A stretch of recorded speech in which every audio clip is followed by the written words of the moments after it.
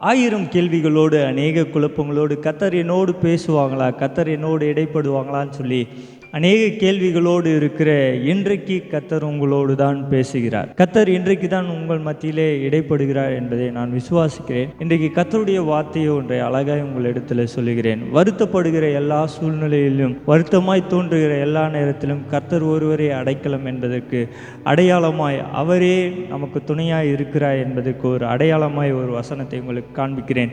சங்கீதங்களின் புஸ்தகம் 34வது சங்கீதம் அதனுடைய 17-18. நீதிமான்கள் கூப்பிடும்போது கர்த்தர் கேட்டு அவர்களை அவர்களுடைய எல்லா உபத்திரவங்களுக்கும் நீங்களாக்கி விடுவிப்பார். நொறுங்குண்ட இருதயம் உள்ளவர்களுக்கு கர்த்தர் சமீபமாய் இருந்து நறுங்குண்ட ஆவி உள்ளவர்களை ரட்சிக்கிறார். கர்த்தருடைய வார்த்தை இப்படி அழகாய் சொல்லுகிறது. நீதிமான்கள் கூப்பிடும்போது கர்த்தர் கேட்கிறார் அப்படின்ற வார்த்தை இந்த வசனம் அழகாய் சொல்லுகிறது.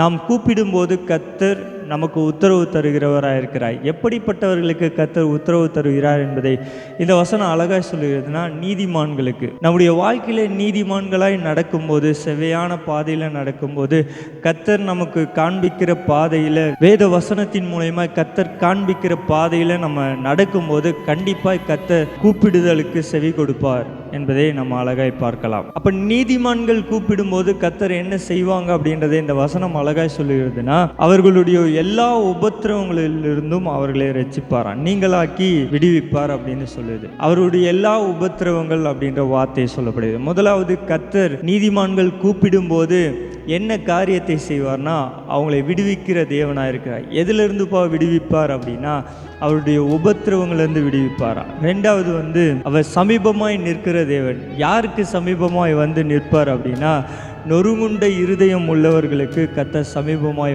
நிற்பாரா. நீதிமான்கள் நொறுங்குண்ட சூழ்நிலையில் இருக்கும்போது கர்த்தர் சமீபமாக இருப்பாங்களாம். மூன்றாவது ஒரு காரியம் சொல்லுகிறது, அவர் ரட்சிக்கிற தேவனா. யாரை ரட்சிப்பார்னா, நீதிமான்களுடைய நறுங்குண்ட ஆவி உள்ளவர்களை ஆண்டவர் ரட்சிப்பாங்களாம். இந்த மூன்று காரியங்கள் நம்முடைய வாழ்க்கையில் நடக்க வேண்டும் அப்படின்னா நாம் நீதிமான்களாக இருக்கணும்.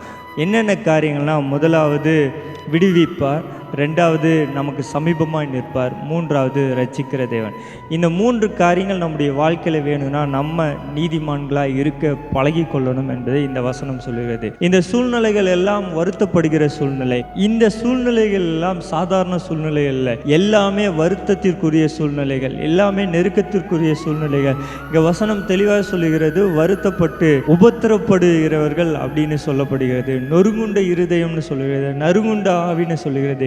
இந்த வார்த்தைகளை நம்ம தியானிக்கும் போது நேரம் போதாது. ஆனால் நான் சுருக்கமாக ஒரே ஒரு காரியத்தை மட்டும் நான் சொல்கிறேன். எல்லாருக்குமே தெரியும், யோபுவை குறித்து நீங்கள் வாசித்திருப்பீங்க. யோபுடைய வாழ்க்கையில் உபத்திரவங்கள் அநேகமாக இருந்தது, இருதயங்கள் நெருக்கப்பட்டது, நறுங்குண்ட ஆவி உள்ளவராக இருந்தார். தன்னுடைய வாழ்க்கையில் கேள்விக்குறியான சூழ்நிலை இருந்தது, எதிர்காலம் என்கிற ஒன்று இல்லாமல் இருந்தது. அதுக்கு முன்னாடி வாழ்க்கை நல்லா தான் இருந்தது, வாழ்க்கை ஆசீர்வாதம் போல இருந்தது, கர்த்தர் கூட இருந்தாங்க, நடத்தினது போல இருந்தது, கர்த்தர் நன்மையான காரியத்தை செய்தாங்க, கர்த்தரோடு இடைப்பட்டார், கர்த்தரை துதித்தார், பாடிக்கொண்டிருந்தார். ஆனால் சாத்தான் தொடுகிற சூழ்நிலையில் எல்லாவற்றையும் இழந்தார். தன்னுடைய சொத்தை இழந்தார், ஆஸ்தியை இழந்தார், அந்தஸ்தை இழந்தார், வேலைக்காரரை இழந்தார், பிள்ளைகளை இழந்தார், நண்பர்களை இழந்தார். நண்பர்கள் பேசின தூஷணமான வார்த்தைகள் அநேகமாக இருந்தது, மனைவி பேசினாங்க.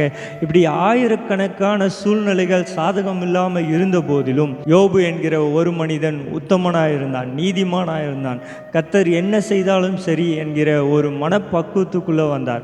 அந்த மனப்பக்குவத்துக்குள்ளே வருகிற உங்களுடைய வாழ்க்கையில் கலக்கங்கள், கண்ணீர்கள் மாறும் என்கிறதை இந்த யோபுவின் வாழ்க்கையின் மூலமா உங்களுக்கு சொல்கிறேன். அவர் உங்களை விடுவிக்கிற தேவன், அவர் உங்களை ரட்சிக்கிற தேவன், அவர் உங்களுக்கு சமீபமாக இருக்கிற தேவன். இந்த வார்த்தையெல்லாம் யோபுடைய வாழ்க்கையில் நடந்தது. ஏன் தெரியுமா? யோபு காத்திருந்தார், கர்த்தருடைய வசனத்துக்கு காத்திருந்தார், கர்த்தருடைய வார்த்தைக்கு காத்திருந்தார், கர்த்தர் தனக்கு தரப்போகிற ரெண்டாவது ஆசீர்வாதத்துக்காக காத்திருந்தார். அவர் செய்வார், செய்யாமல் போவார், அது ரெண்டாவது விஷயம். ஆனால் உண்மையாய் நீதிமானாய் காத்திருக்கிறவருடைய வாழ்க்கையில் நன்மையான காரியங்கள் நடக்கும் என்பதை இந்த யோபுவின் வாழ்க்கையிலிருந்து நான் கற்றுக்கொண்ட விஷயத்தை நான் உங்களுக்கு சொல்கிறேன். கர்த்தருடைய சமூகத்தில் நீதிமான்களாக இருக்க பழகி கொள்ளுங்கள்.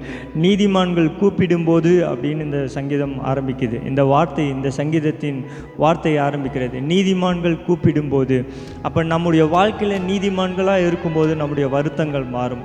நம்முடைய வாழ்க்கையில் நீதிமான்களாக இருந்தால் வருத்தப்படுகிற சூழ்நிலைகள் மாறும். மாறும். நம்முடைய வாழ்க்கையில் நீதிமான்களாக இருந்தால் நம்முடைய வாழ்க்கையில் இருக்க எல்லா சூழ்நிலையிலும் கர்த்தர் கூடவே இருந்து நம்மளை நடத்துகிற தேவன்.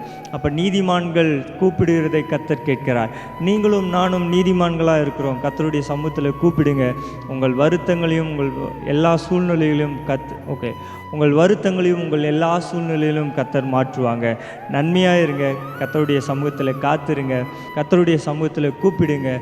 கர்த்தர் உங்களோடு இருந்து நடத்துவாங்க. உங்கள் வருத்தங்கள் எல்லாம் மாறும். இன்றைக்குரிய வேலைகளை செய்யுங்க. கர்த்தர் உங்களை ஆசீர்வதிப்பாங்க.